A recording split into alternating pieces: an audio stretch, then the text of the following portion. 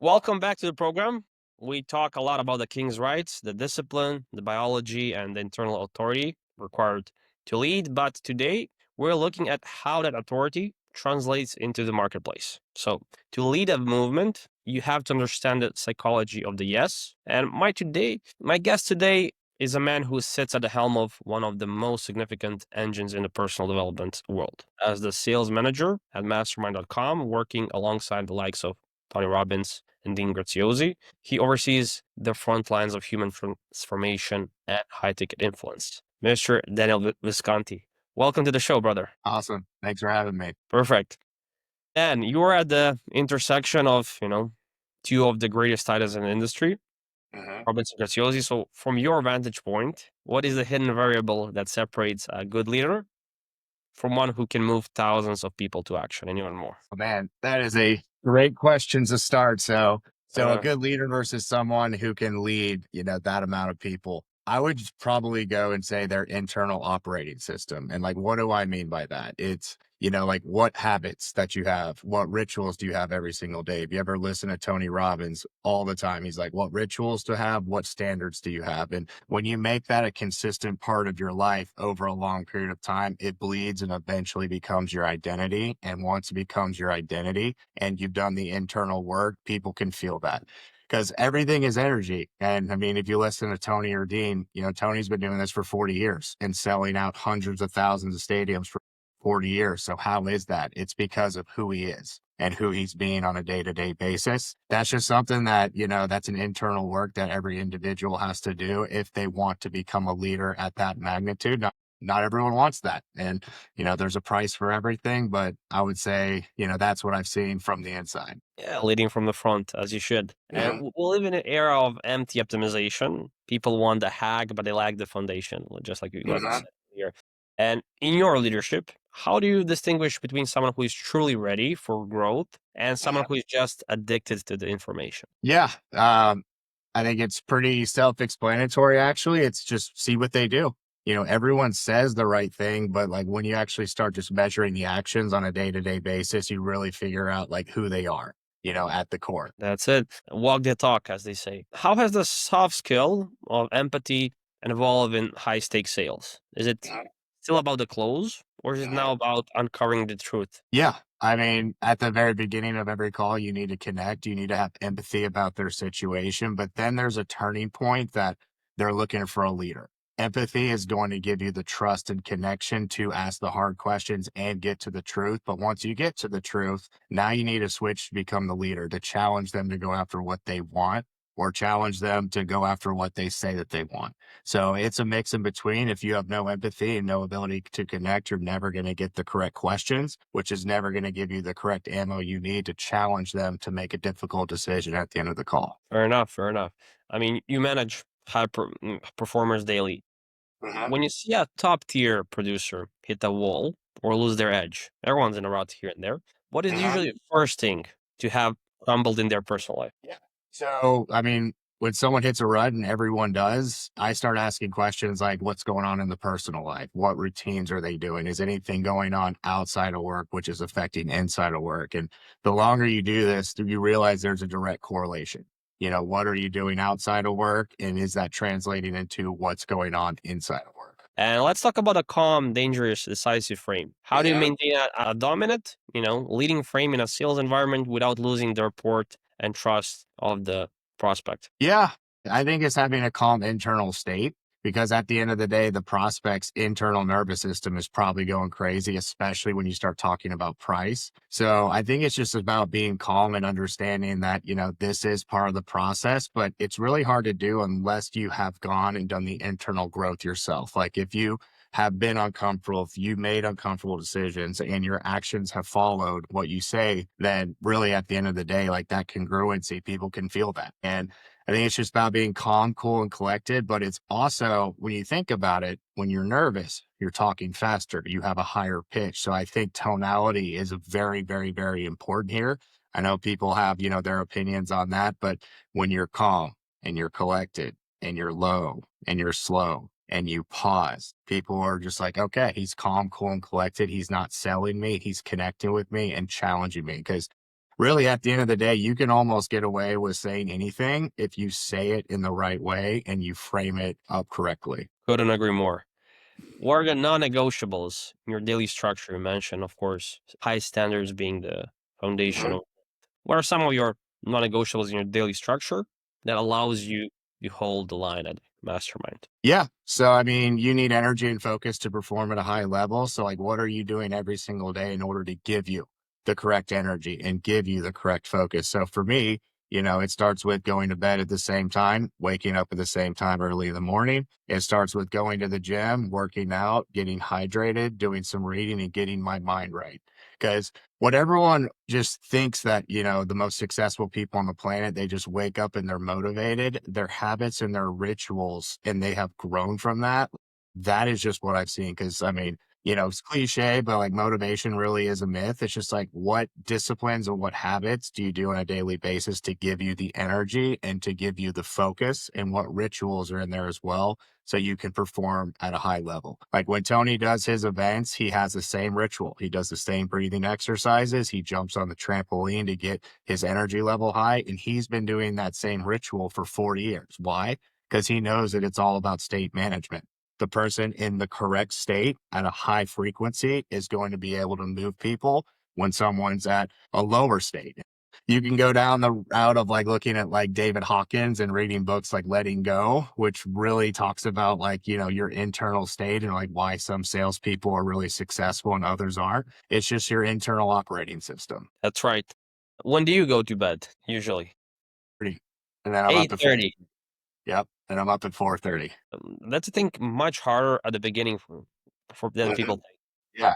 By far, Yeah. 5 a.m. club says that's when the golden hour when people have 3x the productivity. Yep. That's everyone at a highest level has been operating those hours. Mhm. I don't know, over 80% of people. And if you had to wipe the slate clean and could only keep 3 books, define your philosophy on leadership and human behavior, which 3 are staying on the shelf? So you have a good Philosophy and leadership. overall personal development. Overall personal development. I'm going to go with number one, Buy Back Your Time by Dan Martell. Because when you get to a certain point, like in hustle culture is great. And to get to where you want to go, you are going to have to work really hard for a long period of time. But it's all about leverage. And there's stuff that you shouldn't be doing that a lot of people are doing every single day that creates no leverage in your life. And now we're in a time where, AI is becoming, more standard on a day to day, and it's coming out to the normal marketplace. So whether that's AI, whether that's hiring, every single person you look up to has systems, they have leverage, they have SOPs to where they just follow. So that would be my number one. Number two, and I mentioned earlier, would be letting go.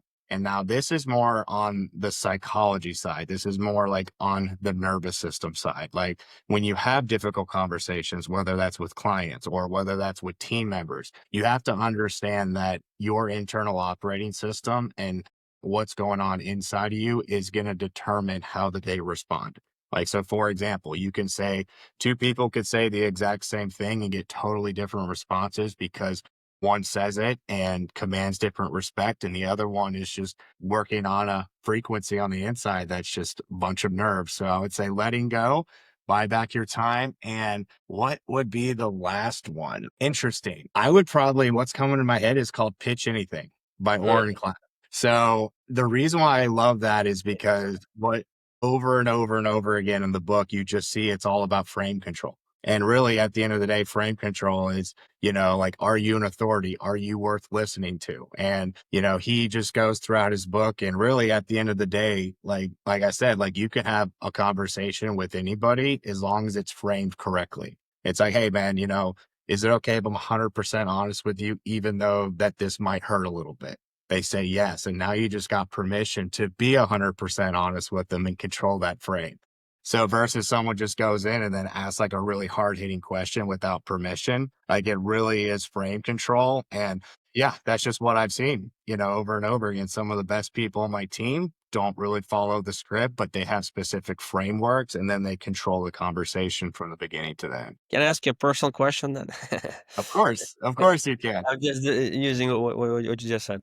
No, no pun intended. So, for the high performers listening and watching on LinkedIn and Spotify who Mhm, feel like they plateaued, what is the mhm, one skill they should stop focusing on and the mhm. one invisible trait that they need to start mastering immediately? I would say the invisible trait is just learn how to calm down your nervous system so you can make, very strategic decisions. That would be the first thing. The second thing is I would be understand how to like just look at your calendar and build leverage. If you're plateaued in a certain reason or a certain like area, like what is that reason? And like what can you do in order to build leverage so you can get a better result? Amazing. And you're hosting a new AI event in a few days. Can you tell me a little bit more about that? Yep. So coming up in a couple of days, spent about $5 million on ads. So it'll be a big event. It's essentially the beginning point for people who just want to start to learn how to use AI, not only in their business and their day-to-day life. So it is very much for the beginner. Coming into AI, there's going to be great education. Then obviously we'll have an offer to our audience for the ones that stay the whole time. Amazing. Is it for everyone, or is there any topic, or how long does it last? Is it one day as a challenge, or No, it's 3 days and it's absolutely free. amazing? Mhm, For people that want to start their own masterminds, mhm. where should they focus on first? Is it building their community, double down on your skill set, or something else? So, depending upon where you're at in your journey, I mean, I think community is super important. And that's probably the longest part of the process, the audience building in the community. So, obviously, you need to have a community in order for people to follow you. But before that, you got to have skills and you got to have a skill set that they respect and then that they can actually see you as a professional willing to follow. And before all that, I would just say the awareness to if this is something you really want to do, go find someone who's done it before and then figure out exactly what they're doing, then don't reinvent the wheel. Of course, with growing the AI route nowadays, every company is utilizing it. Where do you see the whole industry in the year or two from? Yeah, I think if you are highly skilled and you're having conversations, selling a high ticket offer, I think you are going to become more valuable. So I think the cream is going to rise to the top because at the end of the day, I think AI is going to eliminate all of the non-human connection pieces. For example, like the email automations and maybe automated text and everything like that. But when it comes to a human, and you're looking at like an 8, 10,000, 50,000, $250,000 decision. We are not anywhere close to where AI is capable of converting that at a high levels. I think the cream is going to rise to the top, and I feel like the ones that have the skill set to convert a higher ticket product are going to be safe. And do you see maybe in-person events having a different impact now that Yep. we are in a sea of AI and a lot of people can see through those automations that are not that genuine? Yep. No, we've got multiple events that we run at Mastermind. We have a launch lab event, and we've got several others coming up inside the office. And what we're seeing is that people just want human connection. They want to get in the room, they just want to meet people face to face, shake the hands, like bring the energy. And that's probably our most popular product right now. Yes, we've got virtual coaching and virtual training, but just the ability to come in the office and then shake hands with someone like Dean and be around some of the top coaches in the industry and have, that just rub off on you is invaluable. And I feel like a lot of coaches are pivoting and having offers towards come into the office, come into this event, and let's see each other face to face. And I see that growing tremendously, especially with AI. And what will be the number one challenge that you constantly see people having once they speak with your team? One challenge is, and I think it's pretty standard across most businesses because, like, we help, coaches and consultants launch and scale an online knowledge business. I think it's the uncomfortableness when it comes to marketing and sales. Super easy to build a product, super easy to get excited, super easy to set up a website and an LLC and do all the things on the front end. But when it comes time to a cold outreach, a cold call, a cold DM, getting outside of your comfort zone, showing up on social media, doing things that you have to do in order to build your business. That's the sticking point. And it's just like, if we could give you the tools and the frameworks to just move past that, and then the accountability and the coaching. And then once you start getting some wins, now you have evidence that that works. I think that's when people get stuck with businesses. Everyone wants to launch a business and start a new business. But then once the resistance comes in, which means, yeah, you got to get uncomfortable, you got to get rejected. You're going to be DMing people, you're going to be cold calling people. Now, you can absolutely go the route of ads, but I mean, if you're at the beginning of your journey and you don't have the revenue or you don't have the funding to do ads, like you got to find clients somehow. And what's the most cost effective way to do that? It's going to be cold outreach. Definitely. Some people say it's dead, but I don't think so. Hmm. And tell me, how many days or weeks does it take for someone to really change their mindset, their paradigm, so they can really go 100% and have the result after they have the front end fixed? I think that, yeah, I don't know if there's any way to quantify how long that takes. On I think average, it in your experience. I mean, if we could get to them and help them get their client within the first month, I think that's key. Just some type of evidence that says this works. And I think that's what everybody is looking for because I think something psychologically changes when you're like, okay, I've had this ideal all along. Now I have a paying client. If I can do this one time, I can do this 100 times. So I would say my goal, especially with any students that we bring in, is like, let's just find a way to get you a paying client within 4 weeks. And now that we are living in that ADHD world, we have Yeah. notifications every single second. What's the Yep. most common energy leak, if you will, that you see in high performers and the ones who aspire to be one? Is it their diet? Is it their lack of purpose or just bad habits overall? Yeah, I probably would just say bad habits overall. And I mean, that could be the diet, that could be your sleep routine.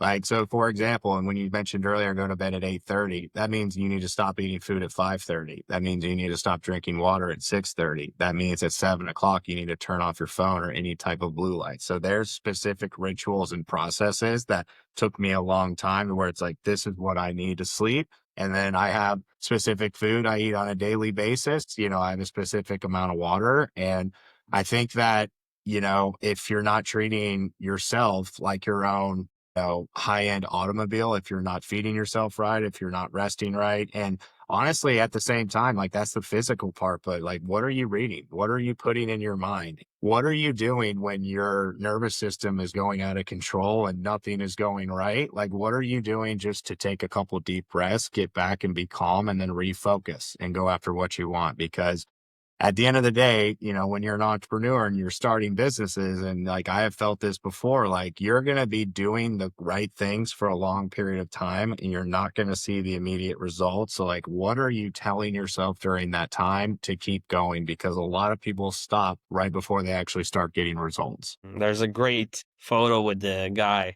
with a pickaxe and the diamonds. Sure. Probably For people sure. know. Yep. Exactly. And for someone who's been working, 6 days a week, for 10 years, feeling a little bit burnt out, losing that killer instinct in terms of Mhm. the business and that sharpness. What is the first ritual he should implement tomorrow morning? Yeah. So I think the first thing he should do if he's working 6 days a week and he's been doing it for 10 years and feeling burnt out, the system that he's running is not working. He hasn't been able to implement any type of leverage in his day to day process to still give him the results. And if you can go and read Buy Back Your Time by Dan Martell, I would 100% recommend doing that. And there's a season where you grind, there's a season where you put in, 10, 12-hour days, 6 days a week. There's a season for that. But if you're in that season for an extended period of time, you just have to sit back and be like, all right, to get to where I want to go, I have to double down on this for the next 20 years, or I can sit back and then create a way to where I have specific leverage. Because at the end of the day, like, when someone or a high ticket sales rep is working 10 hours a day, there's a lot of things in there that he could offload, maybe by hiring someone or building his own AI agent, like whatever that is. So I would say if someone's been doing it for that amount of time, then to really step back. Now, what the challenge is a lot of people starting out on their journey, like that's what they want to start and like look for right there. But I think there's a certain time frame where you need to put in the reps and get the skill level. And then you'll get to a point where you're like, okay, the next thing to do is the leverage aspect. Yeah, first things first. Master the game and then you can change your Yeah. rules, as they Yeah. say. Tell me, you also run your own VA agency. Tell me a little bit more about that. How does that work and who is your ideal client? Yeah.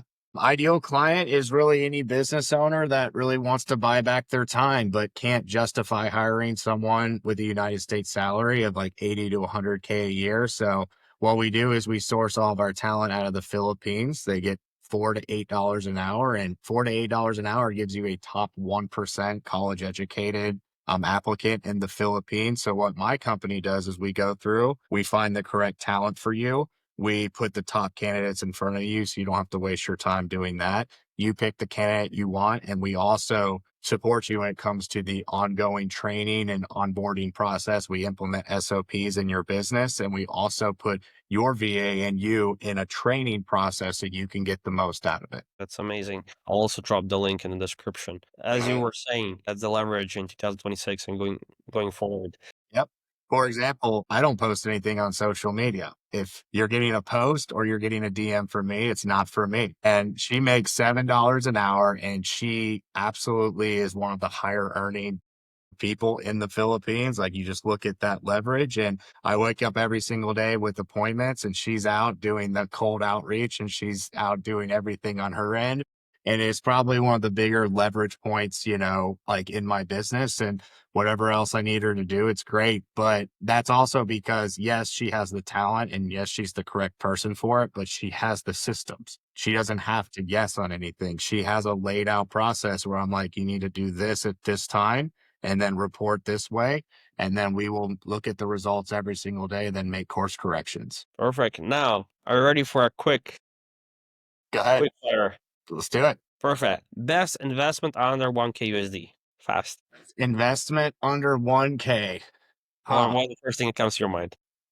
We talking like professional, or are we talking about It anything? can be anything. Okay. Best investment under KUSD. I would probably say, man, there's so many.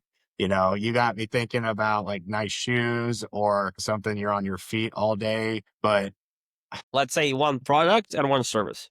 okay, one product, I would say a meal prep service. That would be, a couple $100 a week, but you can get meals and you can lay out your entire, what do you need? You need certain amount of protein, certain amount of calories. You can customize it directly what you need. Someone else makes it, it gets dropped off at your door. I would say that's probably the service. Product, I am wanting to think about something that just helps you improve your energy and helps you improve sleep. So I would probably go invest in like some nice like sheets that keep you cool at night. That's where my mind goes. So like meal prep service, and then like sheets that'll help you like, Definitely biohacking is growing nowadays for yeah. a reason. Yep. And don't sleep on that one. No Yep. pun. That's So, right. one habit that kills masculinity instantly. What would that be? What habit that kills masculinity? Yeah. Avoiding the difficult conversation. It's so easy to do. And it's Without good so, frames. huh?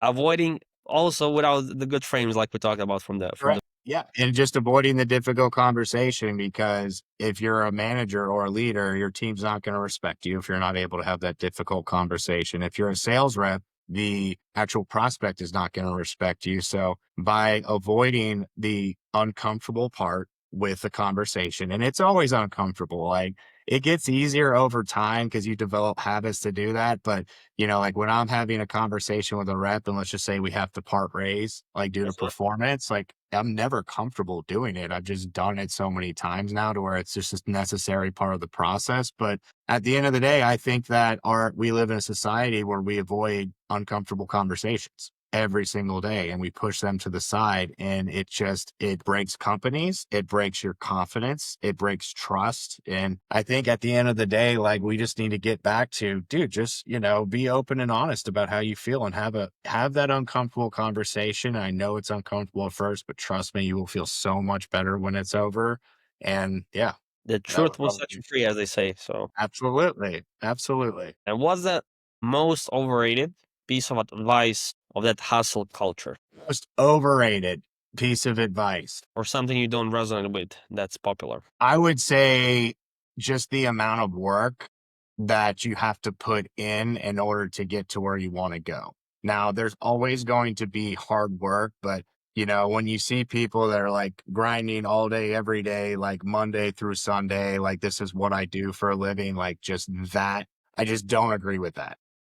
honestly think that human beings have about 4 hours a day of, like, focus to where, like, they can perform at a high level, then anything outside of that, it just starts to dwindle. So, if we are going to be smart and work smarter rather than harder, we have to optimize those 4 to 5 hours a day where we focus on our high leverage task, and then outside of that, try to just find some type of leverage, whether that's AI or whether that's hiring somebody. If someone wants more time, they can just go in the plank position. Time freezes at that point, so Yeah, they can yeah, have more time for themselves. yeah. And who is a leader, living or dead, you'd give anything almost to spend 10 minutes with? It would be Jim Rohn Oh, because I wanna see that was, Tony's mentor. I would just love to pick his brain. Like, I still listen to some of his talks, like, especially, OG. like and yeah, just not the fake AI ones that are out there, but, like, Yeah. the actual real ones, and, like, you just hear those principles, like, back in the '80s, and you're just like, "Man, these are timeless principles." And Yeah, so if I there was one person, it would be that one person. It'd be what Jim about Rohn. Earl Shoaff, his mentor? And then we go even, further down the line. So, yeah. Perfect. Where can people reach you the fastest? Yeah. Connect with me on Facebook, connect with me on Instagram, connect with me LinkedIn. Yeah, dude, always happy to help. Perfect. I'll drop all the links. So make sure everyone to check out the AA event, the mastermind, VA, and of course, Dan's personal profiles. There it is. Leadership isn't a title, it's a frequency, just like you said. And if you're wealthy but weak, you're just a target. It's time to reforge the frame. So That's make right. sure to hit the subscribe button, drop a comment with your number one takeaway, and we'll see you in the next episode. Daniel, Awesome. thank you so much. Yep, God of bless course. and see you soon. All right, man. Chat Bye soon. bye.